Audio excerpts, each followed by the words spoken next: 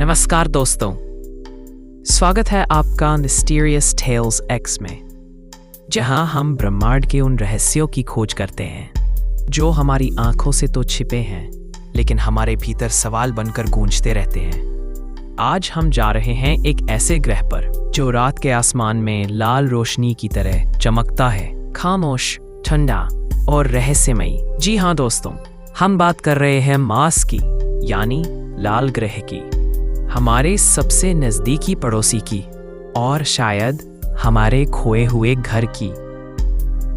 अरबों साल पहले मार्स वैसा नहीं था जैसा आज दिखता है। वो सिर्फ पत्थर और धूल से भरा सूखा रेगिस्तान नहीं था, वो जिंदा था। उसके नीले आसमान थे, बादल थे, नदियां बहती थीं और विशाल महासागर थे जो उसके उत्तरी हिस्से को ढकते थे। वैज्ञानिकों का मानना है कि उस समय मार्स पर एक घना वातावरण था जो उसकी सतह को गर्म रखता था और पानी को बहने देता था। नासा के रोवर्स ने वहां की मिट्टी और चट्टानों में नदी के बहाव के निशान, खनिजों की परतें और नमक के अंश पाए हैं, जो कि साबित करते हैं कि वहां कभी पानी था। और जहां पानी होता है वहां जीवन भी हो सकता है। शायद वहां सूक्ष्म जीव थे, शायद कोई छोटे पौधे, या फिर कोई ऐसी सभ्यता जिसका नाम अब समय की धूल में खो गया है। लेकिन फिर कुछ हुआ, कुछ ऐसा जिसने मार्स को हमेशा के लिए बदल दिया। उसका वातावरण धीरे धीरे खत्म होने लगा।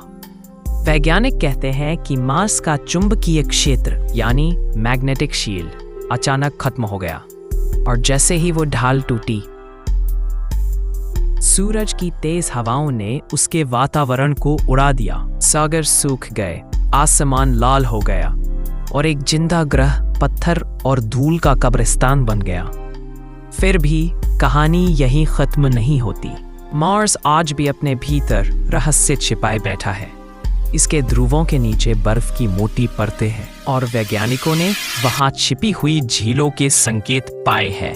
2018 में मार्स एक्सप्रेस नामक यान ने दक्षिणी ध्रुव के नीचे लगभग 1.5 किलोमीटर गहराई में तरल पानी की झील खोजी थी, यानी वहां आज भी जीवन के लिए माहौल मौजूद हो सकता है। कुछ वैज्ञानिकों का मानना है कि शायद जीवन सबसे पहले मार्स पर ही शुरू हुआ था, और जब वो ग्रह खत्म हुआ तो वहां से पत्थरों के टुकड़े, मीटियर्स, अंतरिक्ष में निकले और पृथ्वी पर आ गिरे।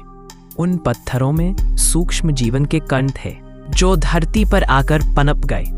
अगर ये सच है तो हम इंसान खुद मार्स की संतान हैं। 1976 में नासा के वाइकिंग 1 यान ने मार्स की सतह पर एक अजीब तस्वीर भेजी, एक विशाल चेहरा जो मानो किसी मानव की आकृति लग रहा था। नासा ने कहा कि वो सिर्फ एक पहाड़ी थी, रोशनी और छाया का भ्रम। लेकिन कई लोग अब भी मानते हैं कि वो किसी प्राचीन सभ्यता की मूर्ति थी जो कभी वहां फली फूली थी।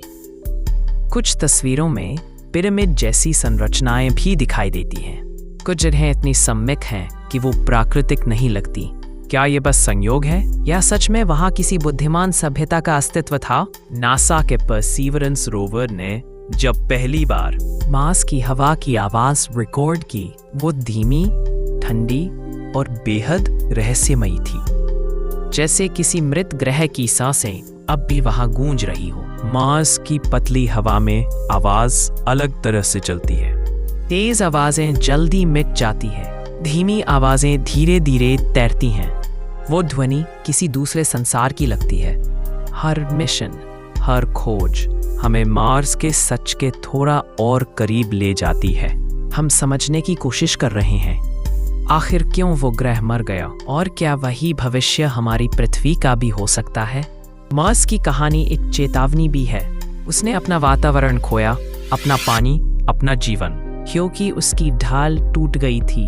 अगर कभी पृथ्वी की ढाल, उसका मैग्नेटिक फील्ड कमजोर पड़ गया तो हमारा अंजाम भी वही हो सकता है। मार्स सिर्फ एक ग्रह नहीं, एक आईना है जो हमें हमारा भविष्य दिखाता है। वो हमें बताता है कि ब्रह्मांड में जीवन टिके रहना कितना नाजुक संतुलन है। तो जब अगली बार आप रात के आसमान में उस लाल चमक को देखें तो याद रखिए, वो सिर्फ एक ग्रह नहीं है, वो एक याद है, एक कहानी है कि कैसे एक नीला संसार लाल बन गया। शायद एक दिन इंसान वहां फिर से कदम रखेगा, उस धूल भरी जमीन पर जहां कभी सागर लहराते थे।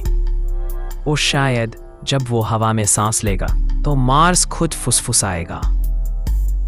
मुझे याद था। और दोस्तों, आप क्या सोचते हैं? क्या मार्स कभी जिंदा था? क्या वहां आज भी जीवन छिपा हो सकता है? या ये सब सिर्फ वक्त की रेत में लिखी एक पुरानी दास्तान है?